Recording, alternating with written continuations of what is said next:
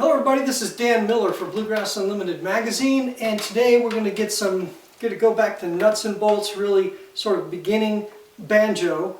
After you learn how to hold your banjo and wear your picks and all that kind of stuff, the first thing you're going to do, hopefully, is spend a lot of time playing rolls. Okay, you want your forward roll, your forward backward roll, your alternating roll. You want all kinds of different rolls, and get those rolls under your right hand. After that, the way my first banjo teacher taught me is he would teach me some standard sort of phrases, licks, whatever you want to call them. Because the way Scruggs style is built is, Scruggs was a master of playing the melody of the song, but he had some standard vocabulary that he would use to fit around that melody and come up with a solo to his tunes. Genius, brilliant banjo player, as everybody knows. And so one of the ways you can approach Scruggs style is to learn the vocabulary of Scruggs style through some common licks and phrases, and then learn what songs those go to. So when I went to my banjo lessons, my banjo teacher would teach me 3 or 4 of these phrases, and then he'd teach me how to string them together or use them interspersed with other rolls and other notes to play a tune.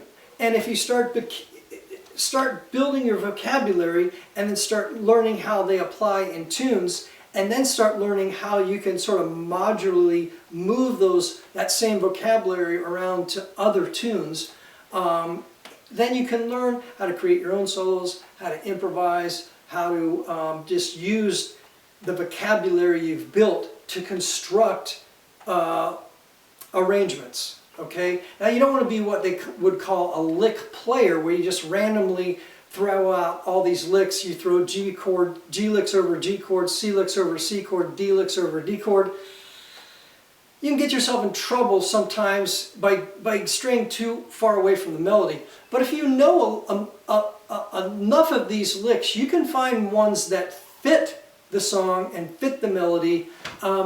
Those of you that watch some of my banjo videos in the past, I'll explain a song and I'll say, well, right here you can just throw in some of your standard Scruggs style licks. And sometimes you'll find those places where there's not much melody happening that you can throw in a standard G lick or C lick or D lick, because you're not going to stray too far from the melody. And so anyway, it's good to build this vocabulary. And because I've said those kind of things before, oh, this is where you throw in a standard Scruggs lick, I'm going to go back and just present some of these licks that you might be able to use and start building your vocabulary of Scruggs style banjo. Okay, this first one we're going to do is a hammer-on on the D string to the E note.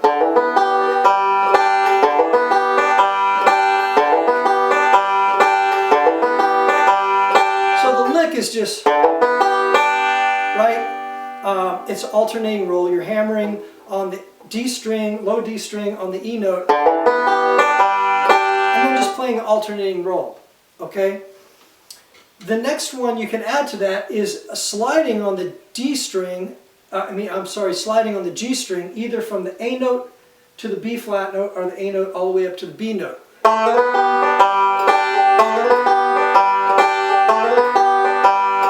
And again, that G note with the pinch at the end is just sort of a resolving thing at the end of this phrase. Now,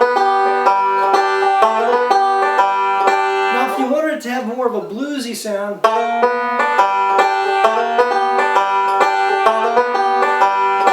you could just slide up to the B flat, and that would give it a more of a bluesy tinge. But if you wanted to go all the way up, that's more of a consonant sound if you go all the way up to the B note instead of the B flat note. So the next one is pulling off, starting with your finger at the A note on the G string, pulling off, and then playing the E note on the D string.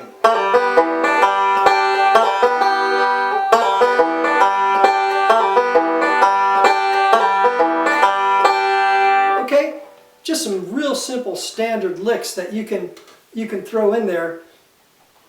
And you know, we've talked about scales before, and you can see that most of these things, when you're rolling, you're just playing the chord.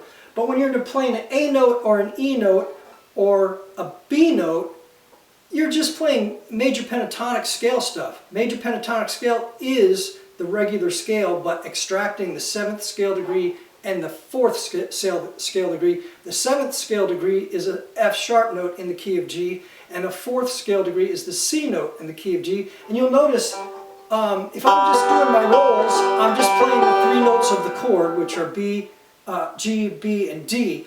But if I'm sliding here, I'm sliding from A to B.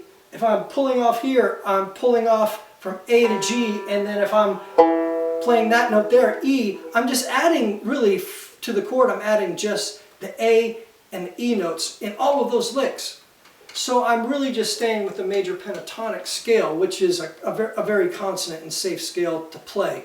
And it's interesting that these licks, for the most part, stay over a G chord, stay with those consonant sounds. Okay, so that's those 3 licks. And now you can put those together, play this one,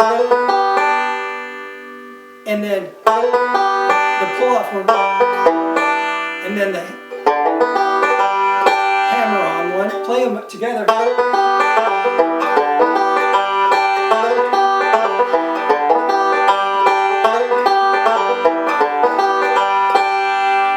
Pretty cool longer phrase, and as luck would have it, it fits into something like Cripple Creek. There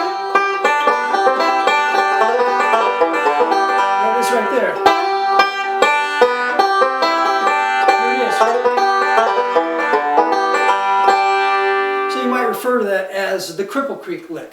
Okay, so there is a kind of cool Scruggs lick that's built off of 3 other different licks if you want to separate them out. And you can separate those out and use them in other places, or you can string them all together and use them anywhere they fit, or, you know, it's that Cripple Creek lick. Okay, so that's all I'm going to give you to you today. Practice those 3. We're going to practice this one. Practice this one. Practice this one. And string them together.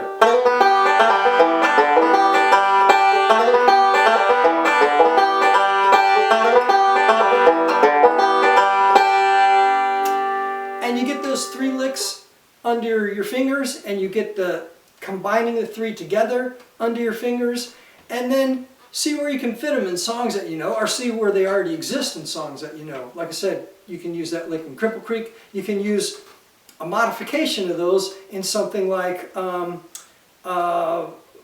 Cumberland Gap. If I go Cumberland Gap. So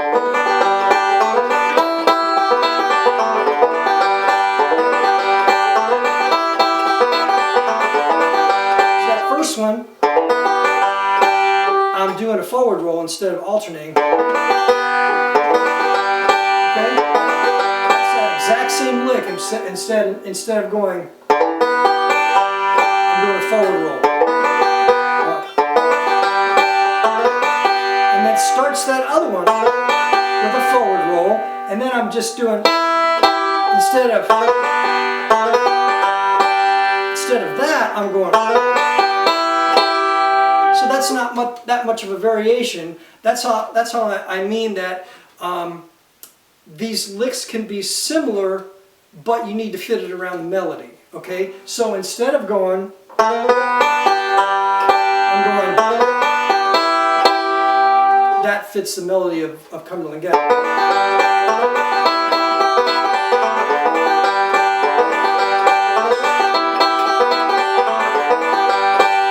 So 2 of those licks, or 2 slightly altered versions of those licks, can fit in Cumberland Gap.